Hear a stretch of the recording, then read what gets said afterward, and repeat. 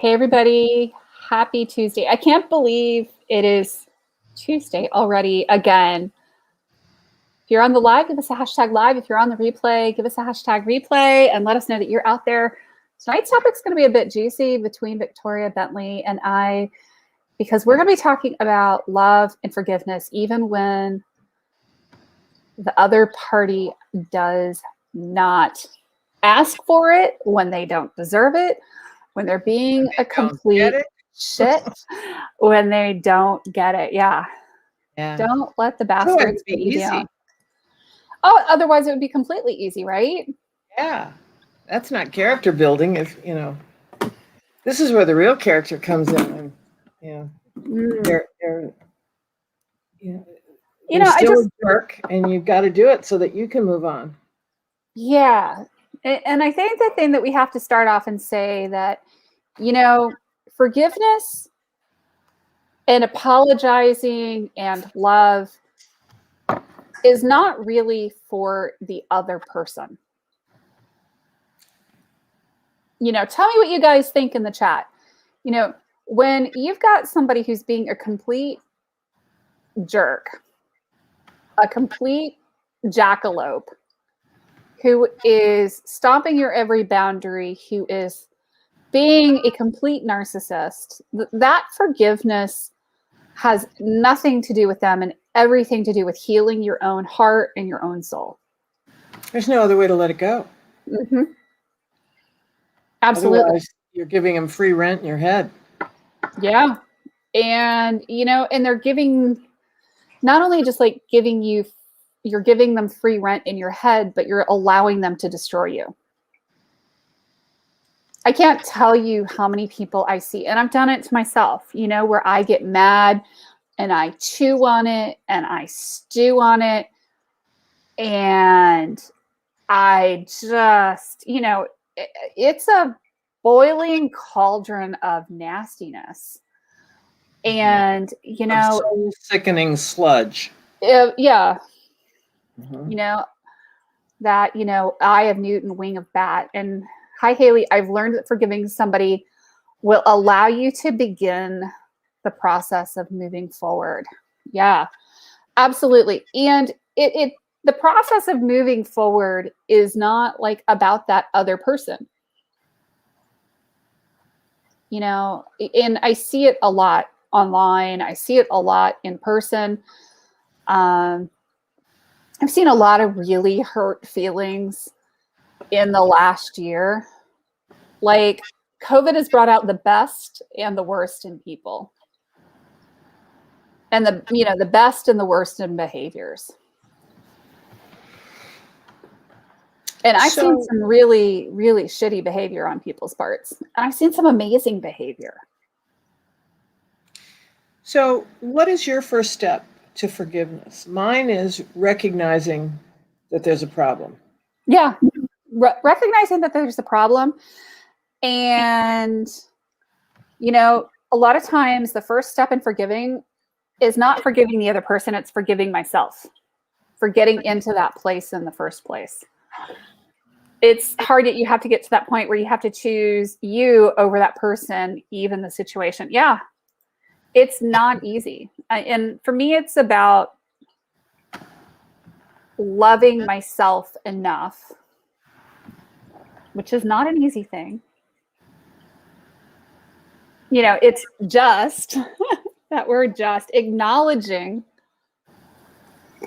forgiving myself, loving myself enough, giving myself that grace first before I can forgive that other person. And I have to remember that even if the person isn't asking for forgiveness, and even if the person is continuing the behavior. Exactly. I don't have to say anything to them. I just have to remember that I have to forgive them so that I can move on. Otherwise I get stuck.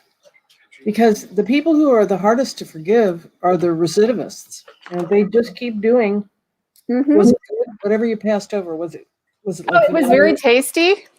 Yeah. I've got a great supply of them. Oh, yeah. Ooh, cat treats. Yeah. The dog in her dotage has decided that she will only eat cat treats. And my dogs like them too. I don't know. And I've got a cat right here who's enjoying the podcast. I think the hardest to forgive are the ones who don't even realize that they have done harm. Yeah. You want to shake them and say, why don't you get it? And yeah. And the they might not ever get it. But it doesn't matter because that's not your business. Yeah. It's their business if they get it. What your business is to forgive. Mm-hmm. And I am reminded in my very imperfect Christianity that if God died to forgive my sins, who am I not to forgive someone else's? Mm-hmm. And that's kind of the showstopper right there. Yeah.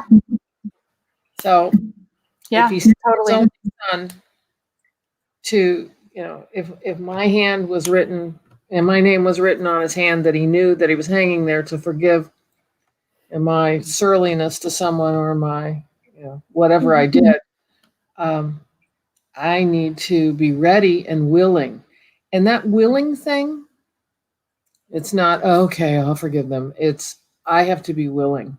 And you're not just like forgiving at a really topical level, but you have to forgive at a soul deep, down to your core level. Okay, what does that mean? So, sometimes there's like, yeah, I kind of forgive you, sort of, but I don't really mean it. You have to forgive them with all your mind and all your heart and all your soul and with everything you have and let go. And it doesn't matter what faith base we're talking about. It's something that you see in Christianity, you see it in Judaism, you see it in Islam, you see it in almost every single faith-based Buddhism. You have to forgive and let go. And it's not easy. This human thing, this human condition of ours is really, really tough. And then there's people are commenting, I've been asked to journal, I forgive myself and I honor the gift of God in me. I'm in day 2. Yeah, that's a big thing. Velma has a really good point. She said, my favorite definition of forgiveness is remembering without hurting anymore. Yeah. And forgiveness doesn't mean that you forget. Forgiveness doesn't mean that you necessarily, put yourself in that position again. I want to be really clear, like, especially when you're dealing with narcissists or abusers or other kinds of situations, somebody who has committed murder, somebody who has, done atrocious things. To forgive does not mean you forget. It doesn't mean that you put yourself at peril. Forgiveness is not consent. Right. It's not accepting unacceptable behavior. Mm-hmm. Yeah. That's a good word. Velma, again, 100% ding, ding, ding. Brilliant. Absolutely. 100%. Yes. Gold star for you, Velma. Mm-hmm. Yeah. And thank you, Chris. I love this topic because it's so important. And Dot says, yes, deep and wide, it's all released to never be brought back up. A true reset. Yes, absolutely. And it's important that, But you don't always get there. You got to do it a few times on certain subjects and certain people and certain things. It's not just quite so tidy. Well, there we go. Yeah, there it goes. 15 years of getting hit over the head. I'm ready to forget. No, that's me. I haven't has given me practice. Yeah, but I think putting it in order in your head, it's going to come back up. Oh yeah. And you have to just move it into that basket of, okay, that's the stuff I have to forgive. And I'm not going to be perfect at forgiving because I'm not perfect. And it'll come around and I have to be reminded that it's no longer mine, that I handed it over. Here you go, God. I can't deal with this. Here you go. Yeah. And, someone said to me once, you have to, whoever the transgressor was, you have to pray for that transgressor. And I thought about that, and I thought, sometimes praying for that transgressor keeps it in your head, which makes it harder to forgive because it's always right there under the surface. And I've had to say to friends, listen, I'll pray for your transgressor. You can pray for mine, but I can't keep him in my consciousness. No, you can't. You can't. When you're in that situation of active transgressor and forgiveness, you can pray for them and pray to let it go. But it doesn't mean that you're going to sit there and pray for them every single day. I mean, I don't know that that's helpful, except in the context of, there is so much hurt there that you're having to work on that forgiveness practice every single day. And sometimes, forgiveness is a practice. Yes, it is. Someone has written, a Facebook user has written, when someone sincerely apologizes and asks for forgiveness, give it. It's hard to do, but it's worth it in most cases. Absolutely. Yeah, I get that. But a lot of times the really bad stuff is they don't have a clue that they've hurt you. And I think that's part of the hurt is if someone would say, gee, what I did was really horrible and I caused you a lot of pain and I'm very sorry and will you forgive me? Many people have been waiting to hear that for 40 years. You might not ever hear it. And you're going to have some people will never apologize. Yeah. I mean, I have people in my life who I love dearly who will never apologize. She says it's Marilyn Slinkman, and you have to be okay because there are some people that you're going to have in your life who never apologize, who never genuinely apologize, and they don't really have that in their genetic DNA to do that. But it doesn't mean that you can't forgive. And you have a choice of whether you want them in your life. Mm-hmm. Well, and some people are, your parent or your mother, your father, and you can decide how actively and core and central you want them to be in your life. But, you don't exactly get rid of your mother. You can choose to set limits and boundaries if somebody's toxic. Absolutely. Yeah.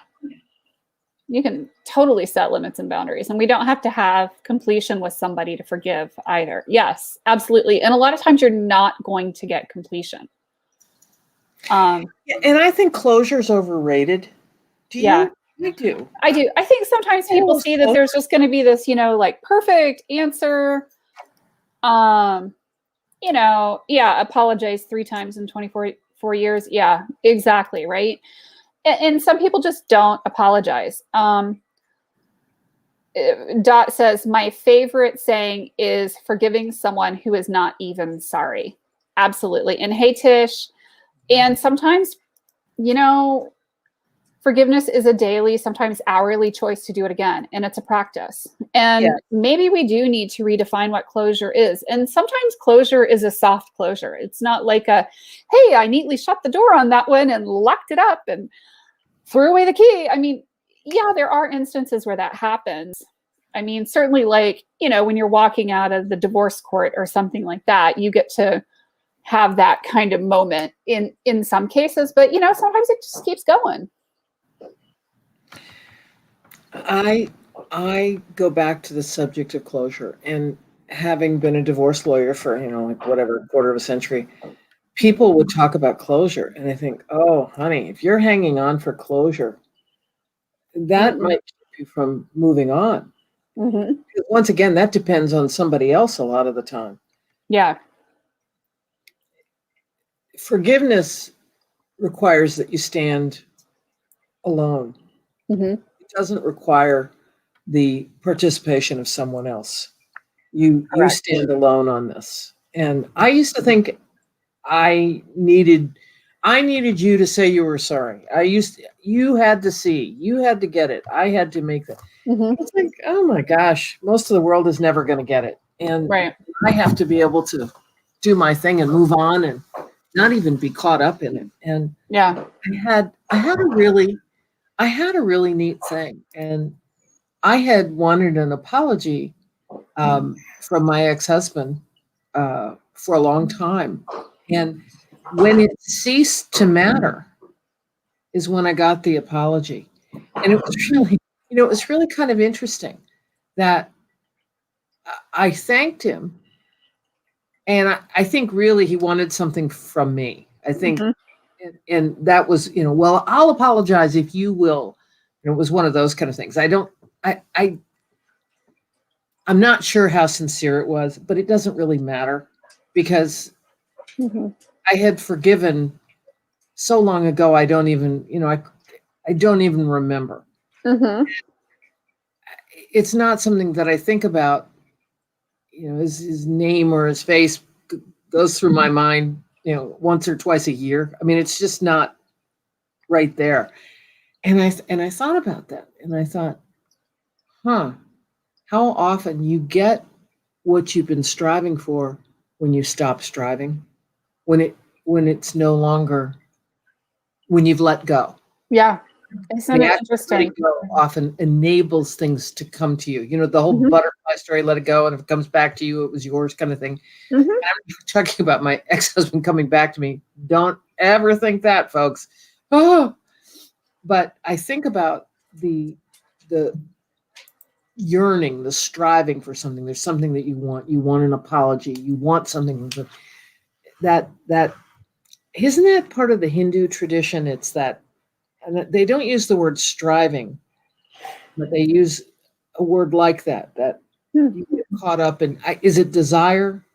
That when you let go of that's when those things come to you. And my experience. And I have actually found that to be very much true in work, in life, in my career. When I quit trying for something so hard, when you quit trying to force something to happen. Right. And that goes back to letting go. I know that I am, in a lot of ways, a control freak. No, right? No, right? No.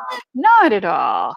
And I like to understand what the outcome is going to be. And I'm a complete planner. I can drive my husband nuts because I can hold a million pieces and parts in my head.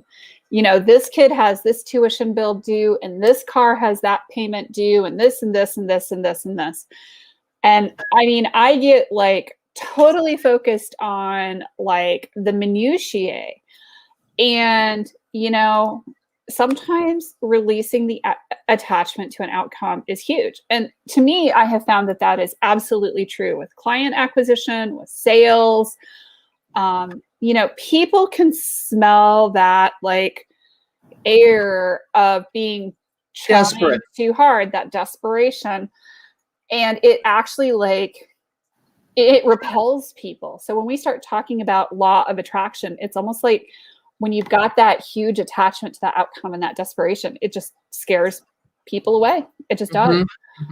And I think Velma came up with the word that I was trying to find. And I think that's the word that's used in the Hindu stuff is attachment. I was saying desire, but it's the things that hang you up. It's the stuff you want. Yeah. When you are so incredibly focused and so incredibly attached to a given outcome, we prevent it from happening. Better. You could, say, oh, I want the Chevy. Well, there goes a perfectly nice Cadillac, but you were so focused on the Chevy, you missed out on what could have been even nicer for you. Right. A dope example, but we get so attached and it doesn't always serve us well. It reminds me of a story, it's like a joke, but it's one of those apocryphal things. Guy is in a flood, in a hurricane, and, the water is rising and the search and rescue missions are out, and he's praying and he's up on this roof and a boat goes by and he's praying to be delivered. And they go, "Hey, sir, would you like to get in the boat?" And he goes, "That's okay. Jesus is going to save me." And, and they go, "Okay, we'll go find somebody else." And, and so along comes another boat. Now the water's up to the third floor window. Right. And the water keeps rising. It's like, "No, it's okay. Jesus is going to save me." And, and then along comes a helicopter and they're like, hey, sir, climb up. And he's like, no, that's okay. Jesus is going to save me. And, you pan out and Jesus is standing up in the clouds going, I've sent him 2 boats and a helicopter. I'm not really sure what he's going for here. That's right. How many times in our lives are we sent 2 boats and a helicopter? And we miss out because we're so focused on the Chevy. On the Chevy. Mm-hmm. Mm-hmm. It's a good lesson. And I mean, we do this to ourselves, with forgiveness. We're so focused on revenge. We're so focused on closure. We're so focused on what has to happen in that relationship. Whether it's like, a couple's relationship or a business relationship or whatever, and releasing that attachment to the outcome and forgiving yourself, forgiving them, moving on, it makes things happen almost as if by magic. I had been dating someone, my husband and I have been married for 20 years, and I had been dating someone before that. And what, you dated somebody? And I really wanted it to work out, or so I thought, and there was nothing, it wouldn't have worked no matter what. Mm-hmm. But it was that familiar pair of shoes, and and mm-hmm. It was just easy. I let go, and I just said, okay, whatever, this isn't going to work out. This isn't my attachment to it. I let go. And my husband showed up in about 6 weeks. Mm-hmm. From the moment he called me, we were a couple. I mean, from the instant that he called me, and there has never been a day without him in all that. But it took me letting go. It took me some forgiveness of my own attachments. I got my own way. Yeah.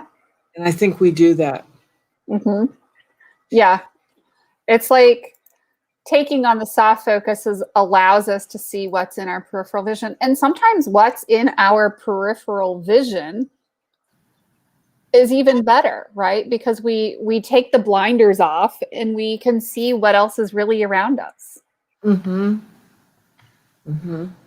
a lot of times we don't see, but we have to take a leap of faith and trust that there's something better.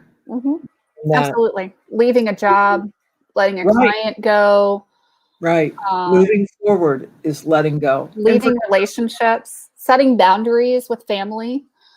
And when I say leaving a relationship, it could be leaving a friendship, a long-held friendship. Your best friend, could also be your worst frenemy.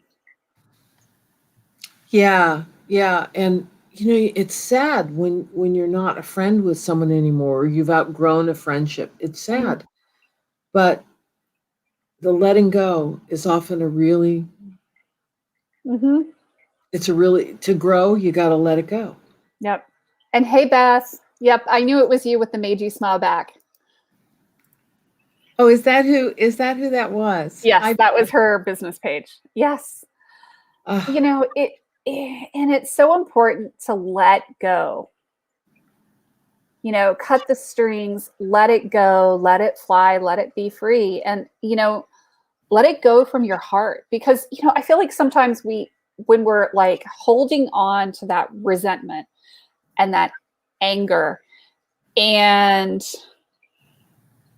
you have to let go of it in order to have something better in your heart, because that is taking up time. It's taking up space. It's taking up energy. It's taking up thoughts.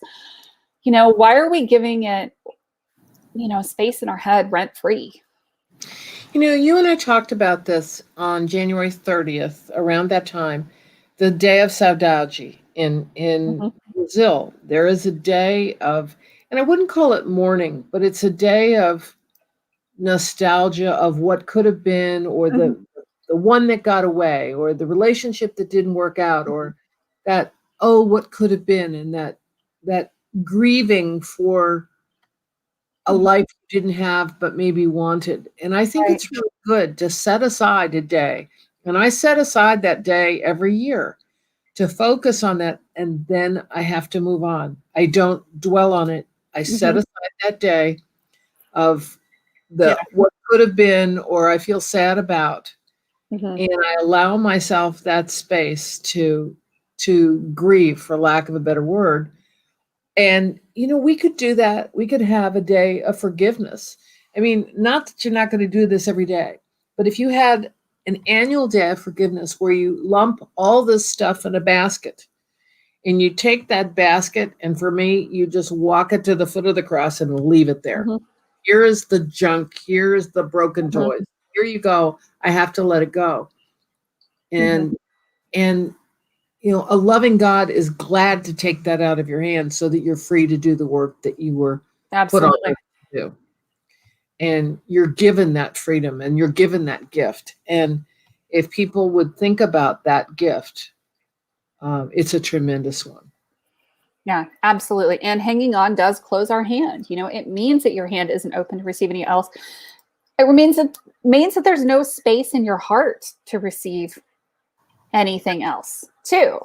Because we're taking heart space away and we're taking energy.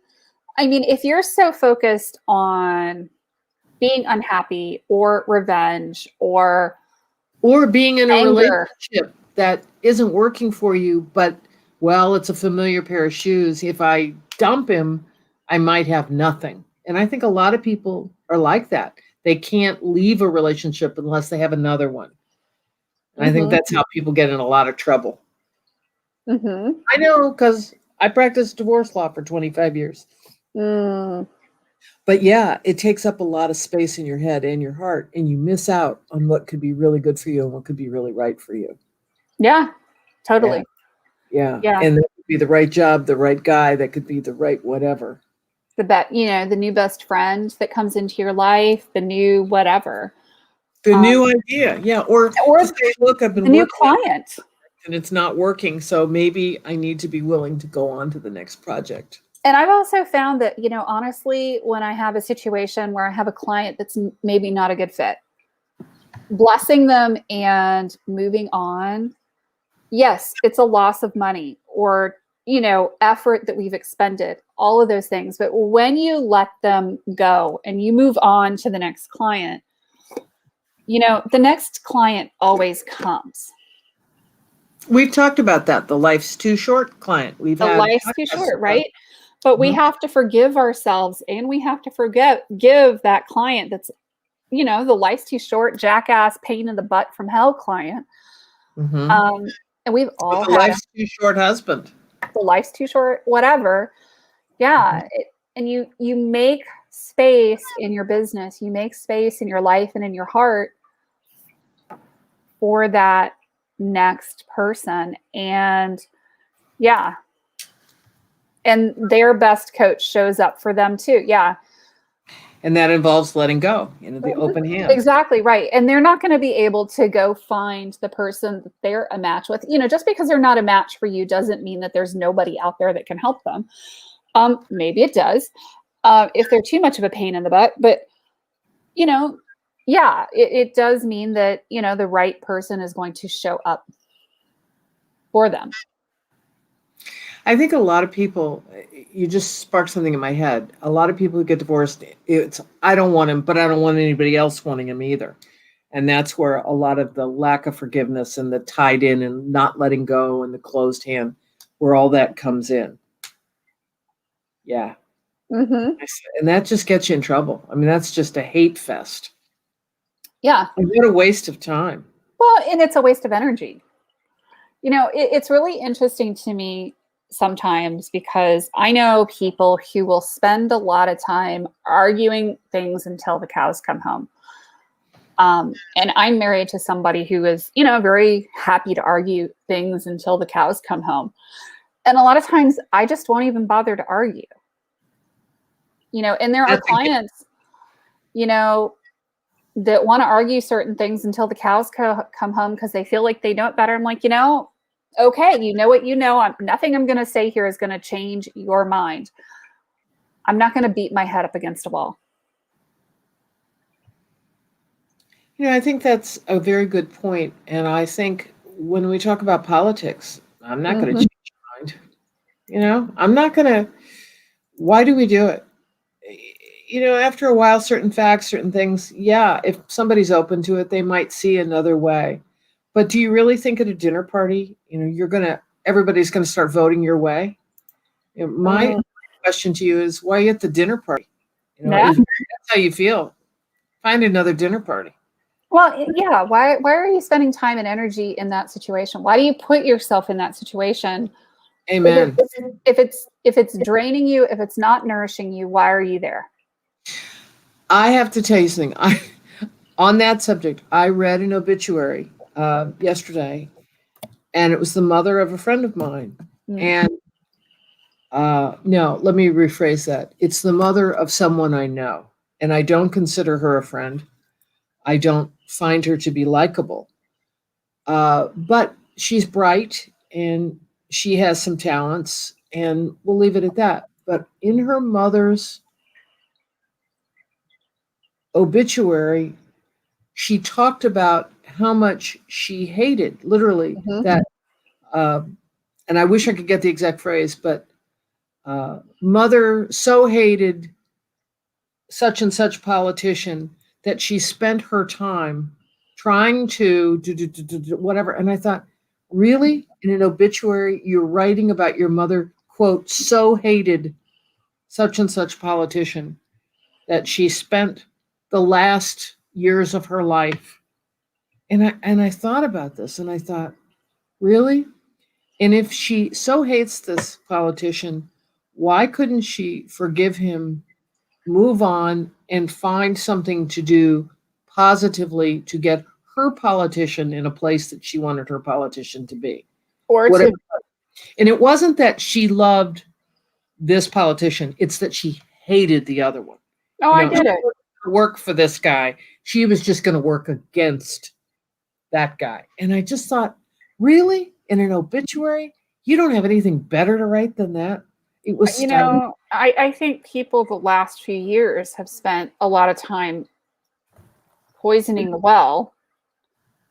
Well, if I can't have it, you can't have it either, rather than trying to work for the common good.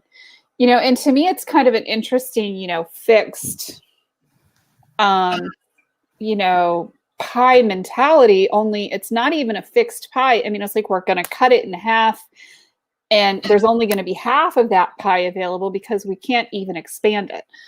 And we're certainly not even going to have the fixed amount of it. We're going to end up with maybe half because we're going to fight over it so much that we're going to destroy each other in the process and, destroy everything going down with it. And it's just that mentality and that energy is not worth it. And I mean, it's certainly, I've seen it in politics. I've seen it in a lot of things lately. Wills in families.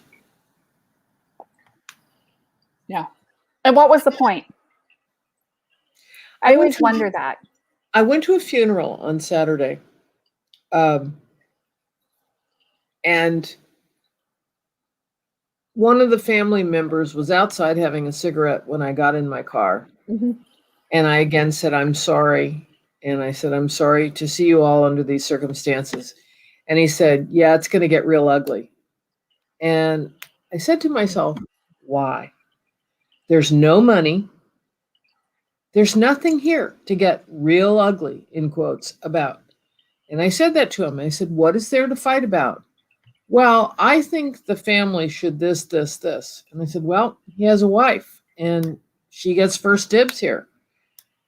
Yeah, but I think, and he's married to a daughter, and I think the daughter should be able to, whatever, make decisions about whatever. And I said, do you think it would be easier to sit down at the table and say, this is what I would like. Is there any way we could work this out? And I suggested that to him. And he said, oh, that would never work. You don't know what she's like.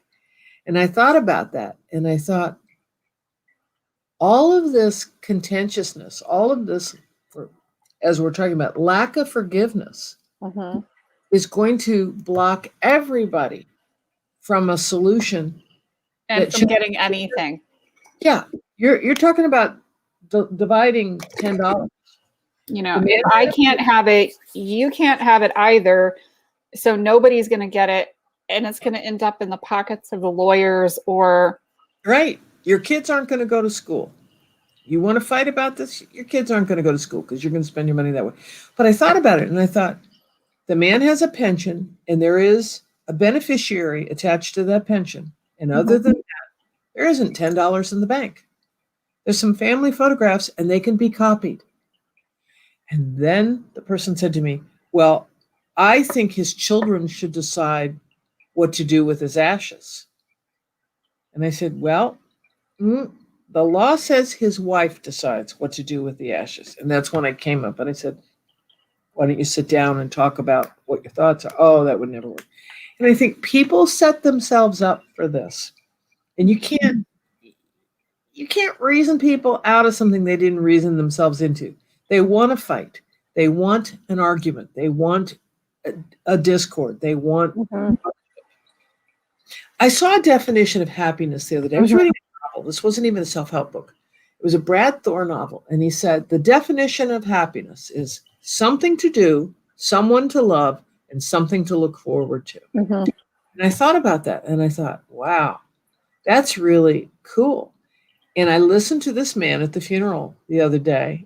And I thought, don't you have anything to look forward to rather than creating a mess here? And perhaps that's it, that people just don't have anything going on that they've got to create things on. Yeah. It was fascinating. I think, which means he wants to say, yeah, my mother and my mother-in-law could have been clones of each other. And, one of the things with both of them was that they thrived on sitting around all day. My mother-in-law especially, coming up with drama. Like her husband would be at work. She would sit around all day thinking up the next fight, the next argument, the next drama, the next whatever. And, I've always been just kind of bewildered at that. And I think that one of the things is I just don't have time to sit around and think up the drama. And Beth L. Casey says, it's hilarious. I later think to myself, they really do think that they are right? Yeah.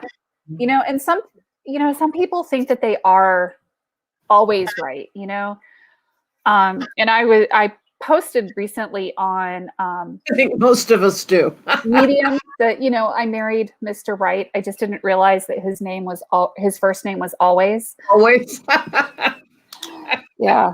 And Vilma says, my dad had a holograph will, leaving most of it to my sister. I signed off and let my sister administer the estate. She had a daughter to look after. My relationship with my sister meant more than the house and the pension. Exactly. And, my brother and I, when my parents passed away, it was a non-event. What do you want? What do you want? Okay. I mean, there were maybe one or two things that we discussed. I was like, do you want any of this? No, I don't. Do you want any of that? No, I don't. Yeah. And I've thought about it and it was so easy. And there were a lot of things that were not clearly laid out. And yet we made it work because we chose to. Yeah. And, this love is a choice. Forgiveness is a choice. You get to choose every day, every minute. You get to choose to argue or turn something into a fight or not. And it's amazing how many things just are not worth fighting over. Yeah. And I love the expression, choose the hill you're going to die on. And my husband and I use that phrase a lot, that it's, how important is it to, no, I get to pick the restaurant or whatever, how, really? Just, if it makes somebody happy, let them have it. it's just so much. Yeah. Yeah. Dot says hate is not the opposite of love. Anger is. It's such a sad thing to see somebody eaten up with anger and bitterness. Yeah. And it will eat you Or indifference. alive. That's another one I think is the opposite of love is indifference. Yeah. But that anger will eat you alive. Because you can really, chew yourself up. And sometimes you can walk away from the Blinken Hill. Yeah, absolutely. Right. And that's the choice. Yeah. And that is the choice, and you don't have to choose to die on any hill. Yeah. I think that's a good one, Velma. I think that's a really good one. That's my modus operandi, y'all. In case you guys were wondering, I'm not a big, do or die kind of fight. I'm going to decide, where I'm going to fight and where I'm not going to fight. I think that's good for all of us. I do. Pick your battles wisely. I have this quote that's on a magnet on the front of my fridge. Mess not in the affairs of dragons, for you are crunchy and taste good with ketchup. Say that again. I want to write it down. Mess not in the affairs of dragons, for you are crunchy and taste good with ketchup. That is wonderful. And to me, it's really about, honestly, you as a human are a mortal soul. And when you're out there messing with anger, strife, indifference, hate, you are crunchy. And, those things are going to chew you up and eat you with ketchup. Speaking of things that chew you up, and this is that morsel soul. Yes, your soul is a morsel soul. Yep. That's great. Precisely, right? Because you are crunchy and you taste good with ketchup. Oh, that's so fun. You think about the things that lower your immune system and open you up to being susceptible to disease. Right. And this is my completely non-scientific study. And ladies, I got to tell you, this isn't a matter of me taking notes and having a control group or whatever. But I worked my way through law school as an oncology nurse. And it was fascinating to me. And we're talking, in the dark ages. This is forever ago. This was in the 80s and early 90s, 30 plus years ago. And one thing that I saw a lot, almost exclusively, that when I had cancer patients in the hospital, most of them were breast cancer ladies. Now I'd have some pancreatic cancer people who would come in often for chemo, or they would be dehydrated from chemo and just too sick to be at home, and they'd come in and we'd get them stabilized and then they'd go home again. But the common denominator with these breast cancer ladies blew my mind. They were married to alcoholic men. And so there was, as you can imagine, there was fighting, there were affairs, trying to have a conversation with somebody who's drunk. There was frustration, there was anger, there was injustice. You can just imagine the whole laundry list of, can you imagine living like this? And they became crunchy. And it just destroys you from the inside out. All of a sudden, you've got this dread disease. And I'm certainly not making the comment that, oh, you got cancer because, no, that's not what I'm saying. What I'm saying is these women were worn out, and that perhaps contributed to their being vulnerable to a cancer diagnosis. And I think about that, and it made such an impression that they were trying to get, and I can remember trying to get these men to see, I'm sick, take care of me, please be what I need you to be. Well, they couldn't. They weren't going to be there because they were alcoholics and because they weren't even able to take care of themselves.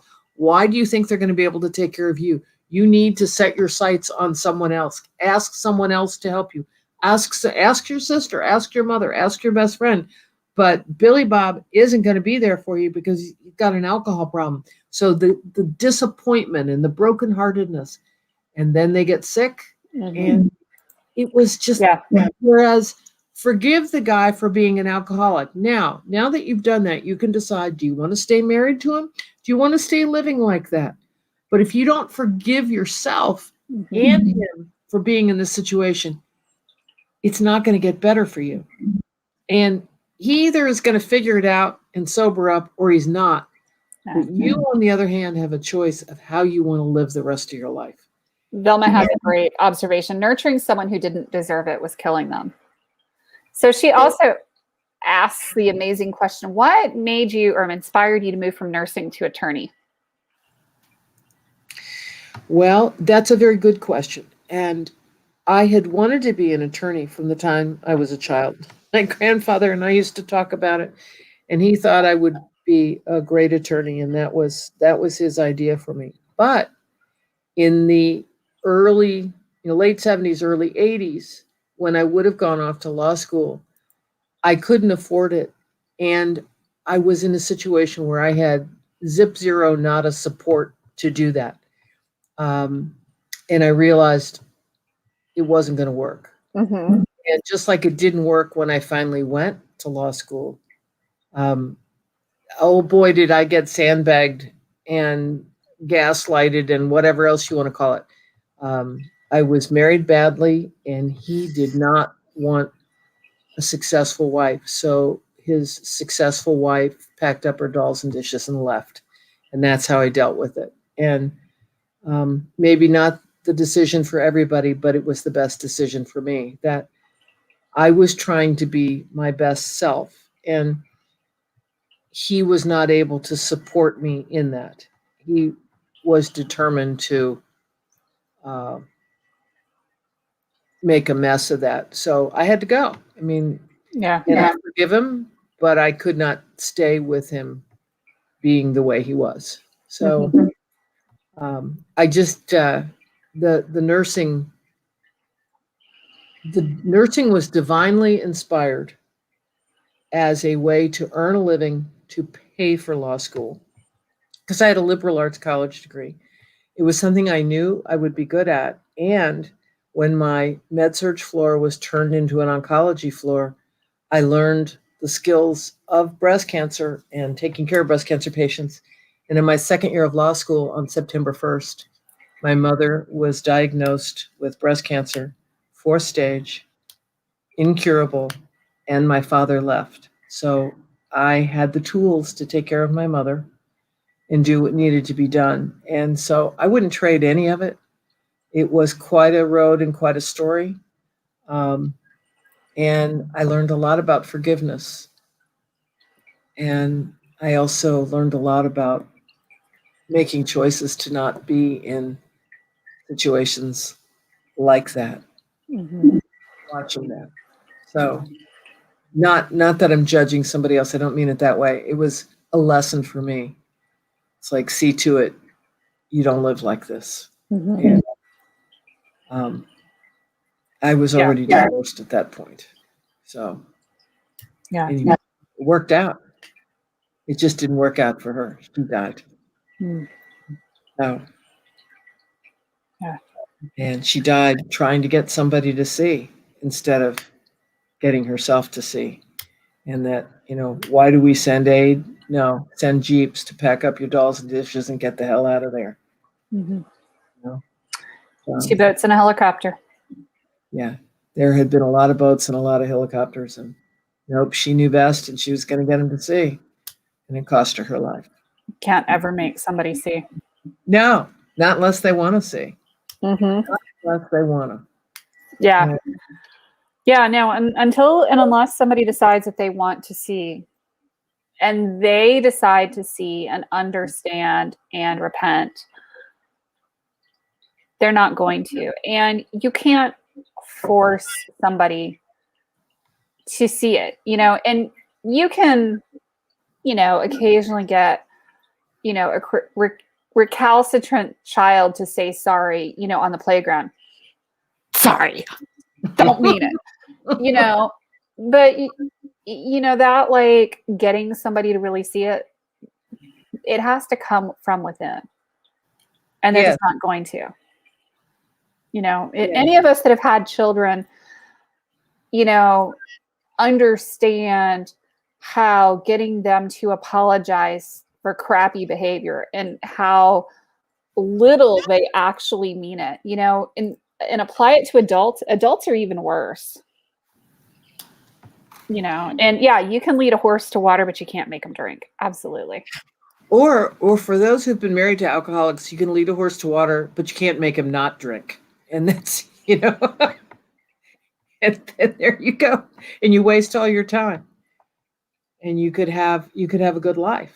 And so I encourage people to forgive themselves and allow themselves maybe some better choices.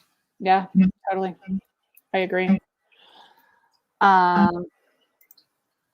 got the apology for my early teens behavior when you turned 19. It was amazing. Made you cry. Aw, so sweet. Yeah, my kids are not quite there yet.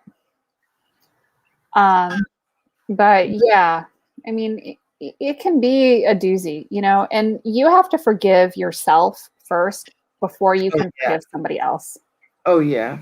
Forgiveness starts with self and forgiving yourself before you forgive everybody else. Yeah. Oh my gosh, this has been amazing tonight. Yeah, it totally does. I want to say one thing before we go. I want to share this. I've been away and I came home and a friend of mine died and I didn't know. And I asked my friends if they knew, and they didn't even know she had died, much less what she died of. And it's very sad, and we all miss her. Her name was Jane.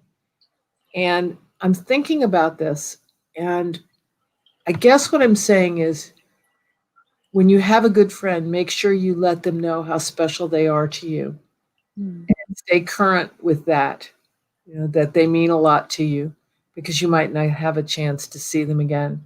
And my friend Jane got a kidney stone and an infection and died of sepsis within 24 hours. Wow. And you just don't know when this stuff is going to happen. So make sure that when you have wonderful friends, they know it. And the forgivenesses that need to be done out there, make sure you do that for you because you just don't know what tomorrow's going to bring. And that she's been on my mind. And another friend and I, we were all texting. The three of us didn't know. And it's been on our minds today. And make sure you stay with those things. No, absolutely. That people know how much you mean to them. So Haley, you mean a lot to me. Oh, thank you. And you mean the world to me. And I'm so glad we can do this podcast together. And I thank all these people for their great comments tonight. This was just stellar tonight. Thank you, guys. Thank you for hanging out with us. Yeah. Take care. Bye.